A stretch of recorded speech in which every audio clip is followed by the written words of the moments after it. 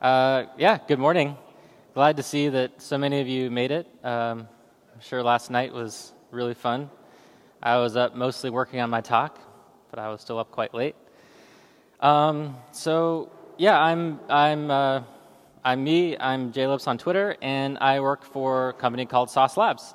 I'm in charge of our ecosystem and integrations team, which means I help take care of the open source ecosystem around Sauce Labs and automated testing. Mostly I work on a project called Appium, so I can take my sunglasses off now, which I talked about at LXJS last year. And I'm really proud that Sauce is sponsoring LXJS again. And I also wanted to personally thank all of the organizers for the amazing job they're doing making this a remarkable conference.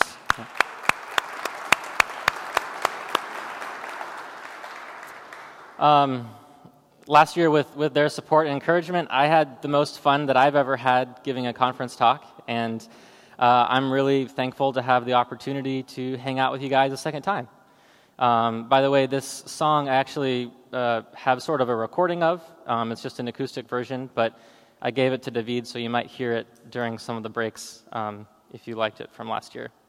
Well, this year I don't have a crazy software robot music demo. I think that's the kind of thing you can only do one time.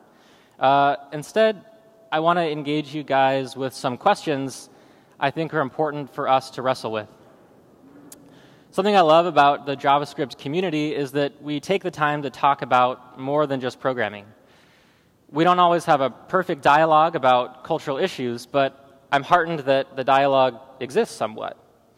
There are a lot of industries out there that I think you'd be hard-pressed to find even the barest recognition that its community consists of people and not just professionals. So I like that the JavaScript community and this conference recognize that we're human beings first and foremost, even though we're gathered here because of a shared love for programming and JavaScript. So here's my attempt to engage that aspect of our technological adventure that we're on together. I think what I have to say is best digested as a conversation, not a talk like this in a series of bullet points and slides. So I want these 20 to 30 minutes to be merely the first words of that conversation. I hope you'll listen to what I have to say, evaluate it critically, and find me sometime today or later this weekend to continue the dialogue. All right, enough preamble. I want to talk to you guys about the philosophy of technology. Philosophy and technology are both long-term loves of mine, but it's only recently that I sort of realized or was made aware through reading different books and things that you could put them together, that philosophy of technology was an actual thing people talk about. Of the two, technology came first for me. Let's talk about JavaScript specifically, since we're at LXJS. I wrote my first JavaScript code about 17 years ago. I actually went back on my computer and looked at the timestamp on the file, because I still have it. I needed a scrolling ticker for a welcome message on my website, which is a canonical use of JavaScript about 17 years ago. And when I say wrote JavaScript, I mean copy and pasted from somebody who knew how to program. It wasn't really until about 12 years ago that I wrote my first JavaScript program from scratch for myself. It was this supremely customizable JavaScript-only drop-down menu script. And I even made it open source, though I didn't really know what that meant at the time, other than that it made me a hacker or something. When I got to university, instead of studying computer science as I originally intended, I chose to pursue philosophy, because I was curious about the biggest questions that it was possible to ask. Questions about God, the nature of reality, the nature of science, how we truly can say that we know things, and so on. Of course, there's not a lot of job opportunities as a philosopher, so I ended up becoming a programmer by trade anyway. Turns out you don't actually need a computer science degree to do that.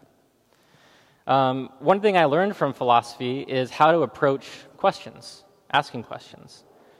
Another thing I learned, which any of you who've had a philosophy course can probably corroborate, is that there are always more questions to ask. It can, in fact, start to feel a little disorienting when you've asked so many questions, like the rabbit hole just goes on forever, and at some point, shouldn't we just get back to doing real work, like programming? Well, I think sometimes this otherwise praiseworthy pragmatism can leave important issues unexamined. And as we all know from the Socrates quote, the unexamined life isn't worth living.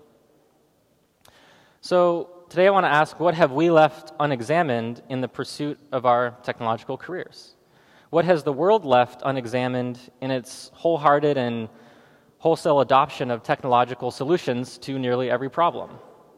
Quite a lot, I'd argue. But now I just want to focus on two areas of modern technology, two buzzwords which are familiar to us in our community, in which we're even talking about at this conference. The first is the Internet of Things, and the second is the quantified self. So what is the Internet of Things? In my understanding, it's the concept that everyday objects, things which have not traditionally been considered computers, can and should be connected to each other, networked in order to enhance the benefits that they provide us. Another way of looking at it is to say that it's the process of turning things into devices. So now's a good time to introduce my favorite philosopher of technology, a professor at the University of Montana named Albert Borgman. Part of Albert Borgman's take on technology is that there is a deep and significant divide between things, capital T things, and devices. And this distinction is so important that for him, technology itself is characterized by what he calls the device paradigm. Now, I'll explain what he means by the device paradigm in a moment. A central question in the philosophy of technology is whether technology should primarily be thought of as a contentless tool, which gains significance purely through the intentions we, as the tool users, give to it, or whether it has a character of its own, independent of how it's intended to be used, what we intend to do with it. In other words, is technology more like an axe, which is a tool that can be used for the beneficial purpose of chopping firewood and the horrible purpose of murdering somebody? Or is technology more like capitalism or socialism, a large system which shapes and colors every action that takes place within that system, no matter the intent behind the action? Most people like to think of technology purely as a tool, that we can appropriate it for good purposes or bad, but technology itself is neutral. It doesn't really have a character of its own outside of the purposes that we put it to. But Albert Borgman has a strong argument that this isn't actually the right way to look at technology, and it involves this device paradigm that I mentioned earlier.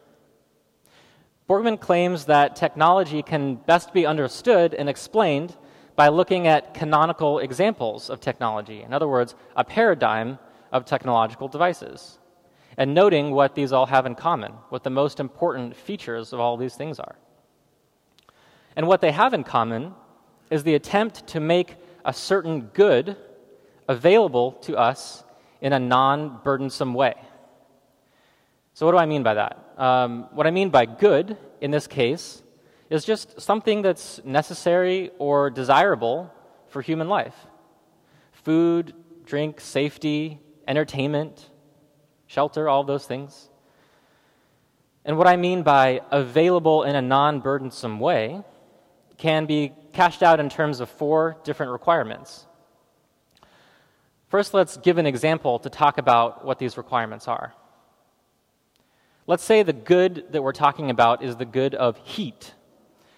In many parts of the world, some form of non-naturally occurring heat is an essential part of our daily existence, especially in wintertime. Now, we can think of different ways of procuring for ourselves this good of heat.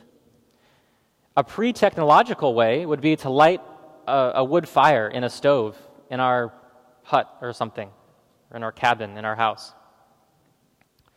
Whereas in our modern society, a technological example is a kind of electric or gas-powered central heating system, like most of us enjoy in our homes. It's probably obvious that a fire is not available to us in a non-burdensome way when compared with a central heating system. So let's go through these 4 aspects of availability to talk about why. First of all, for something to be truly available in this sense, it needs to be instantaneous.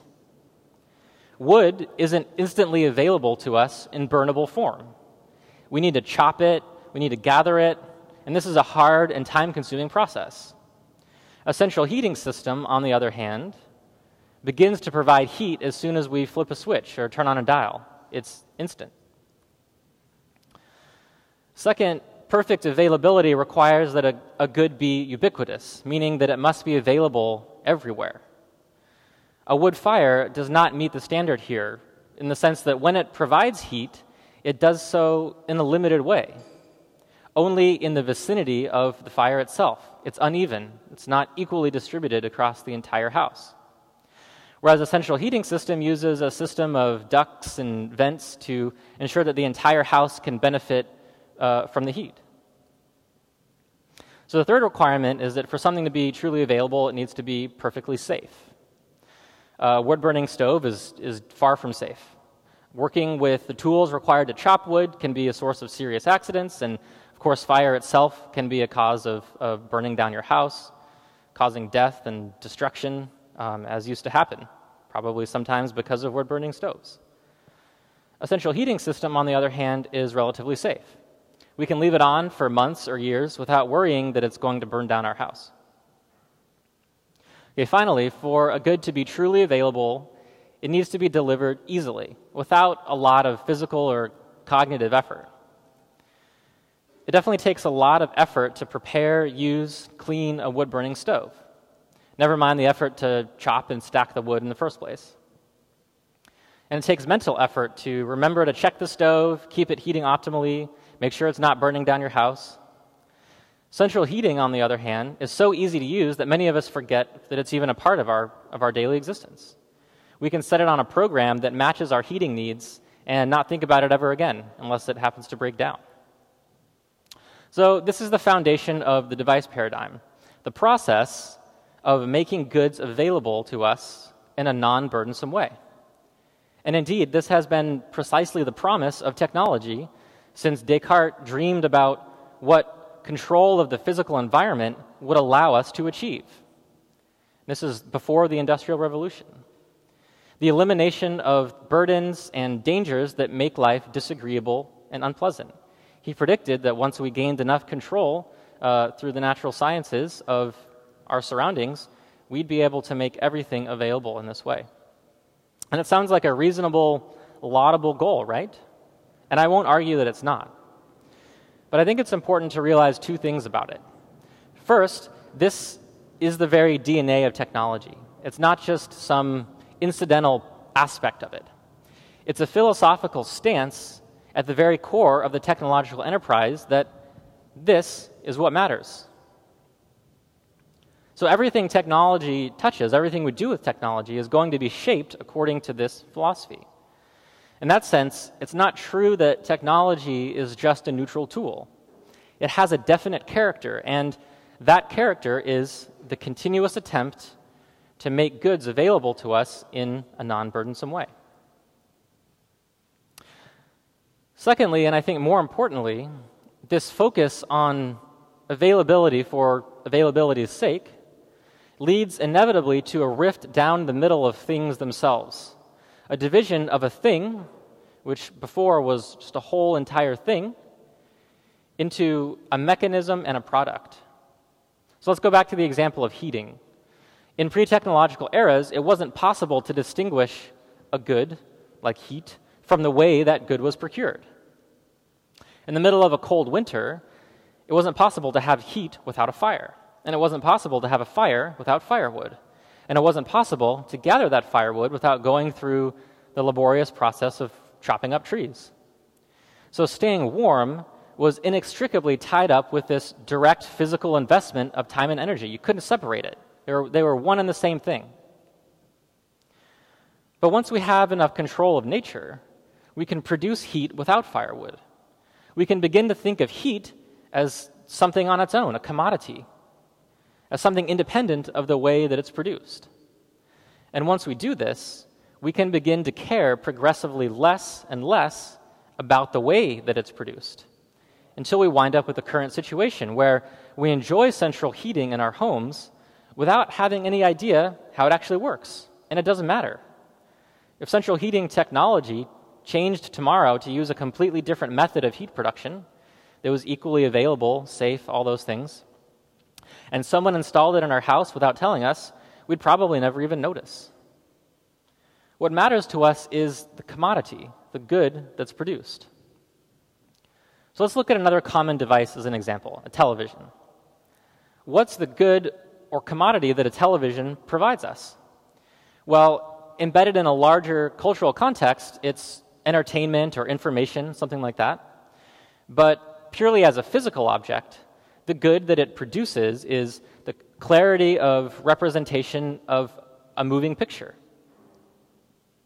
So what we'd predict on the basis of the device paradigm is that the physical construction of a TV might change radically over the years, but the salient bit, the screen, the part that's most directly related to providing the good, this clear picture, would change basically only in one way.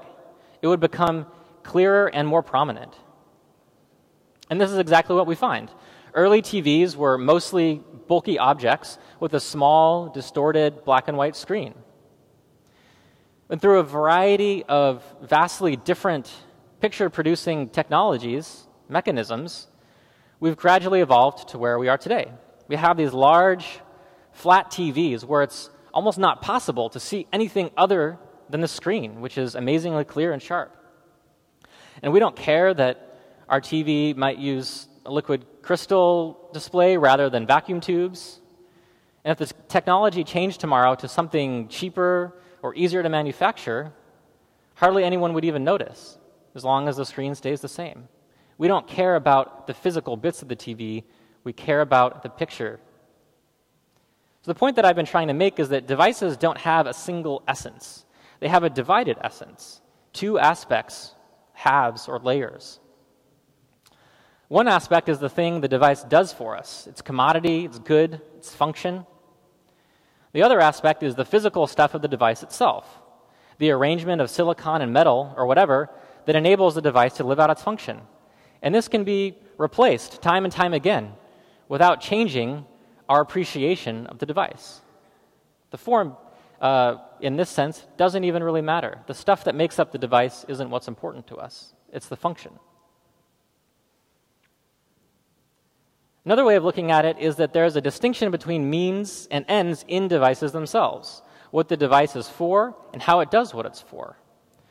Now, this all might seem obvious and natural to us, given that our world is full of devices, but this distinction, this way of looking at things, is actually radically new in the history of technology and the history of humanity. In the pre-technological era, you couldn't have heat without a stove or fireplace in your room. You couldn't have music without a musician and an instrument. You couldn't enjoy a dramatic performance without the actors being there in front of you. Okay, so what? What's wrong with making the ugly parts of a TV less prominent and the screen more prominent? And the answer is nothing. Nothing's wrong with it. The sole purpose of a TV is to provide a full, clear picture. And so the ideal TV is pure picture and nothing else.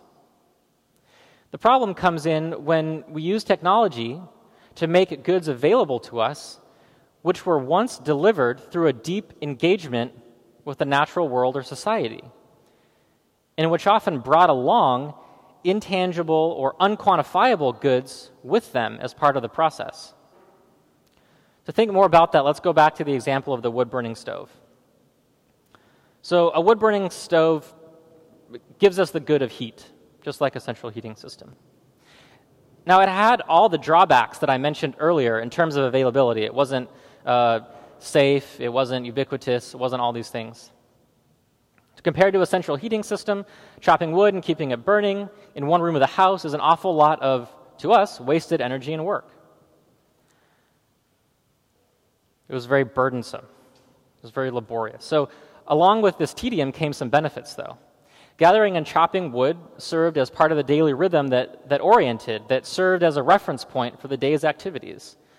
The fact that the heat from the stove was available in only one room of the house meant that the entire household or community would gather in one place for the evening to be by the stove. They would experience together whatever that evening held, whether it was reading, music, discussion. Well, let's take another example, that of food. Food is certainly a good that we would like to be more available in the sense that I talked about before. Its lack of availability in many parts of the world is a cause of death. And indeed, we can make it technologically available to our societies once we're sufficiently advanced. So let's take the example of a frozen TV dinner. It's probably the easiest example to think about. The promise of a frozen TV dinner is to deliver the twin goods of nutrition and flavor, the goods that we've always tried to get out of our food. And it tries to be reminiscent of an actual freshly prepared meal, but without the inconvenience of growing, harvesting, and cooking the food yourself. It's food turned into a device, instantly available. But of course, for most of human history, enjoying the good of a meal was inextricably linked to engagement with the earth through farming, engagement with the community, engagement with the tradition of culinary arts, and finally, celebration and conversation with the others who were also at the table. But for the sake of availability, these less quantifiable goods have been replaced by technological mechanisms that make it possible for TV dinners to exist: industrial agriculture, chemistry, food science, and so on. So through technological innovations like central heating and instant food, we've figured out a way to deliver to ourselves what we thought we always wanted in terms of the goods of heat and food, but as a result of them becoming technological devices, we've ripped them free of the things and practices that used to be necessary for us to enjoy them.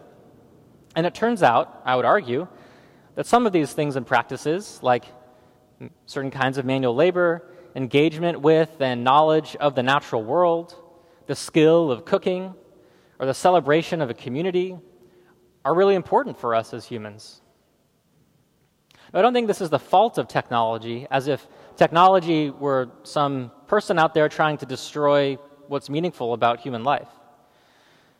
But I do think the device paradigm encourages us to think more and more in terms of means and ends rather than unified wholes. More and more in terms of devices rather than things. More and more in terms of quantifiable commodities rather than qualitative or unquantifiable goods.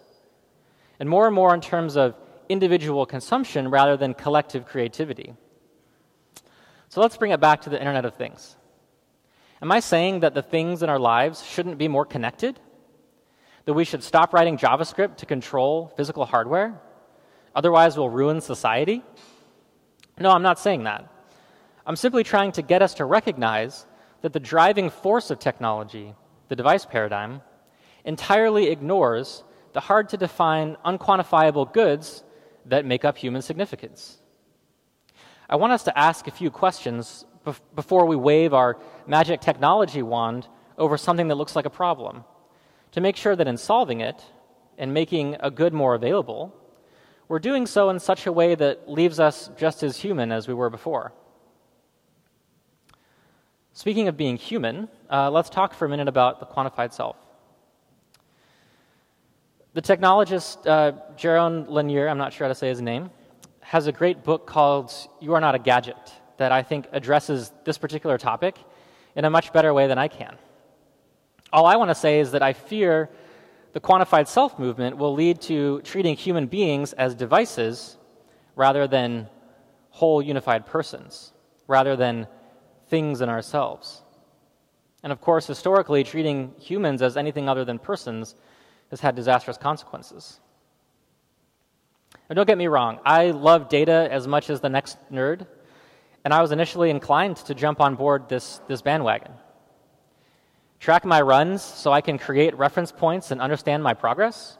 Track my sleep so I can adjust my life to get better quality rest. Absolutely. And I think these things really are positive. The danger here is that it encourages us to think of ourselves in terms of a conglomeration of statistics, in terms of quantifiable information that can be neatly categorized, filtered, and sorted. But we're not like that. It encourages us to think of others in that way as well, opening up infinite opportunity for, I would argue, unhelpful and meaningless comparison between ourselves and others. We quantify ourselves for the sake of software these days in a lot more ways than tracking our biological metrics. Every time we select a choice from a drop-down menu or select box on a social networking site, we're choosing to present a squared-off, low-fidelity version of ourselves. I don't need to tell you that the common task of choosing a gender from a select box can be an extremely self-limiting experience for many people. But computer programs ask us to circumscribe ourselves in many more subtle ways.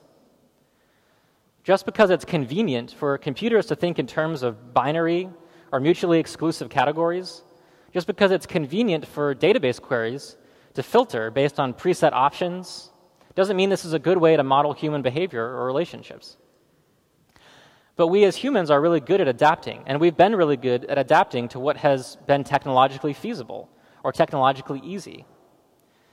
The result is that we've grown to be more like computers in our self-understanding and self-description rather than the other way around. Did it have to be that way? No, I don't think so. And I have hope that once we stop lowering our standards to deal with computers, we'll develop apps that we put a lot more humanity into so we can remain human while using them. Okay, in wrapping up this part of my talk, I want to reiterate that I am actually a technologist, a proponent of technology. From the time I was young, I've been impressed by the power of technology to change the world.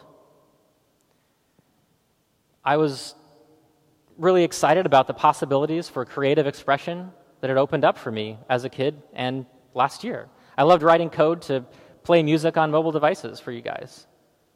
And I'm not trying to get you all to stop hacking on connected devices or social networks.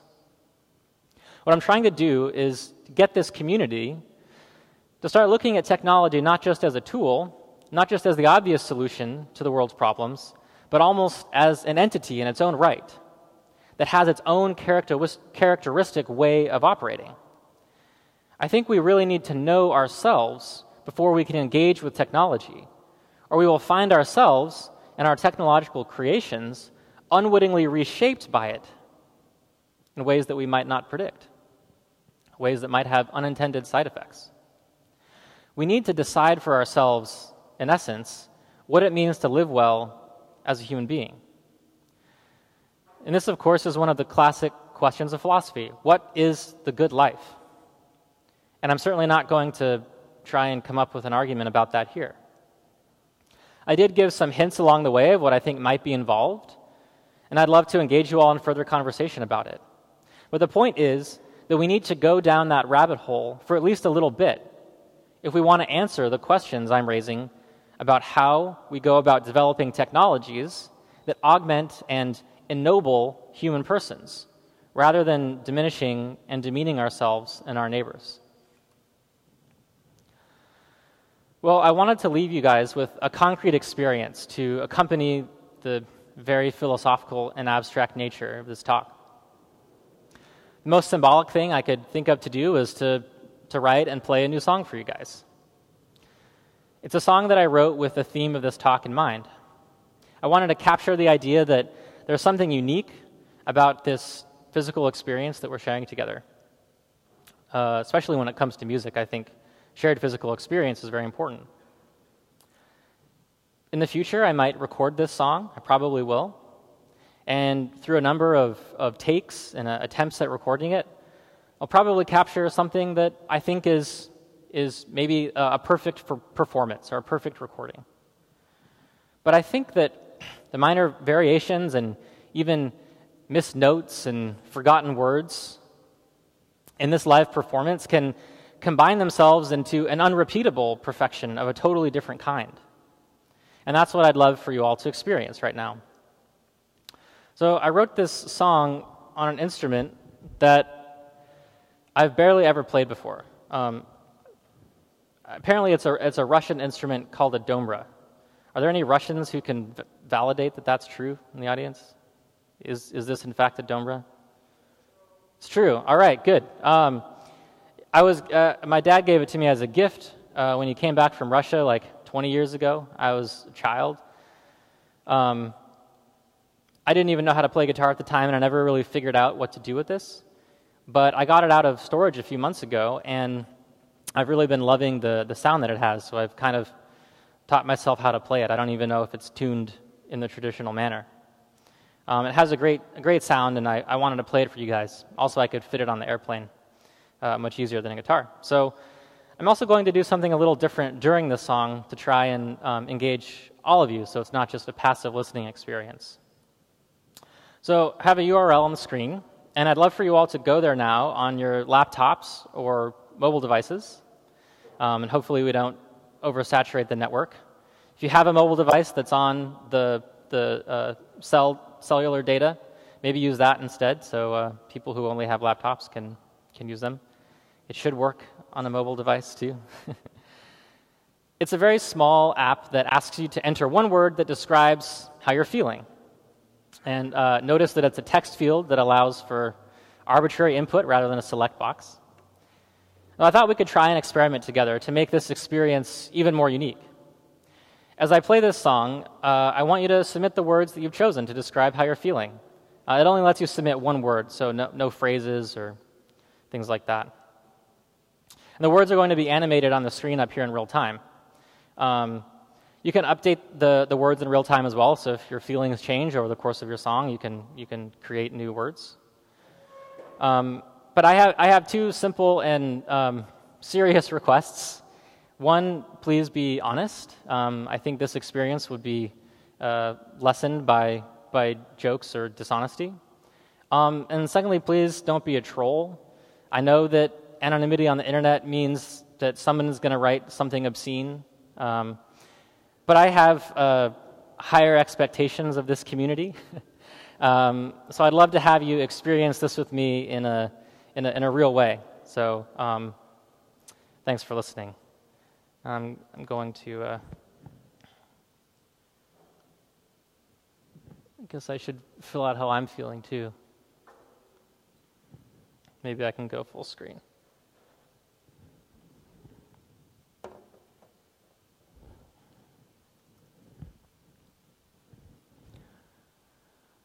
Well, right now I'm feeling a little nervous. Okay. Wow, you guys are fast.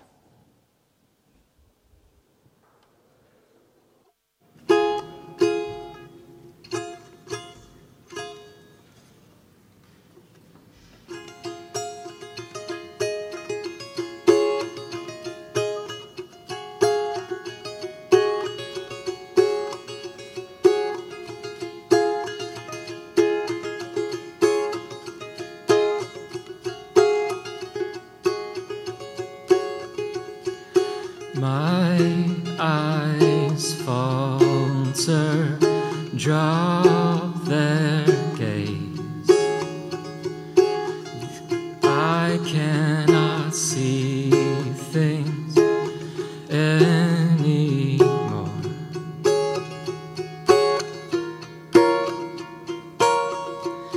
When will you come to me? When will I know your name? When will I feel that this is real? Ooh.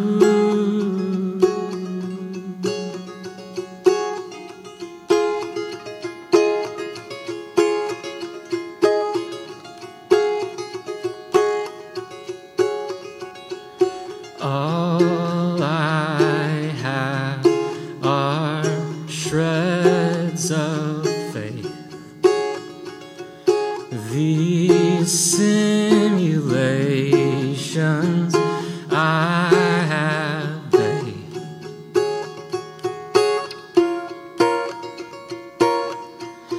I need a solid truth, planted in solid earth, something I can't exchange for a new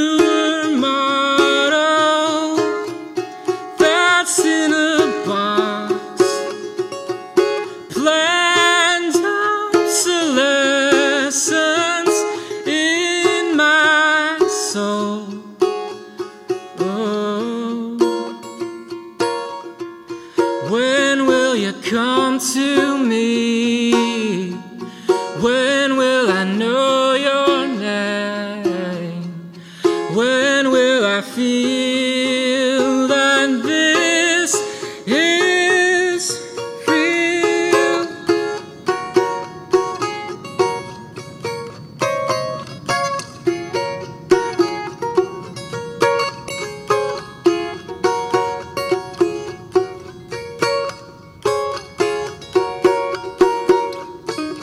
There is life in our difference. Bring out what I cannot know of myself, but the mountains have been made low, and the other are gone from experience. Do do do do do do do do do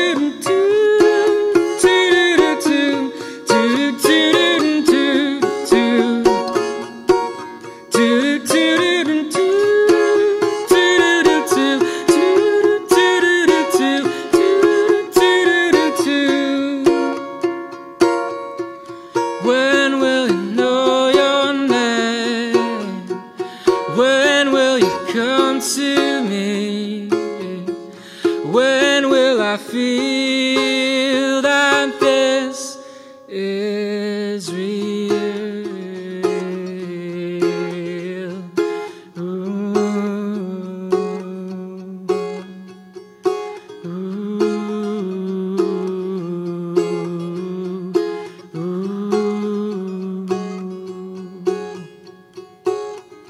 There was a meaning here, I swear,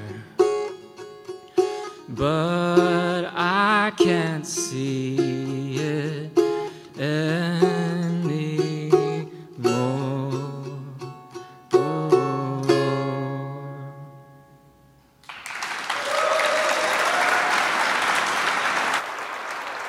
Thanks.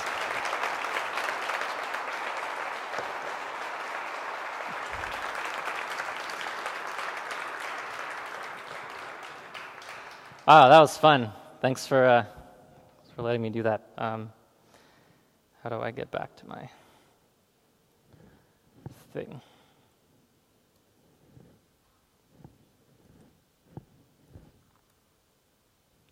No. Okay.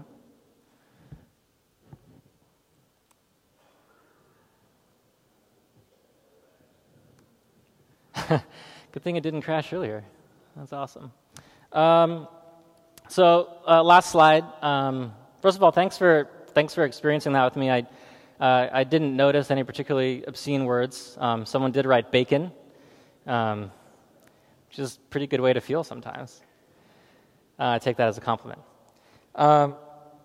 Here's some resources if this topic interests you. A couple books that I mentioned, Albert Borgman and Jerome Lanier, as well as my blog where I've tried to write about this stuff, trying to write about it more frequently.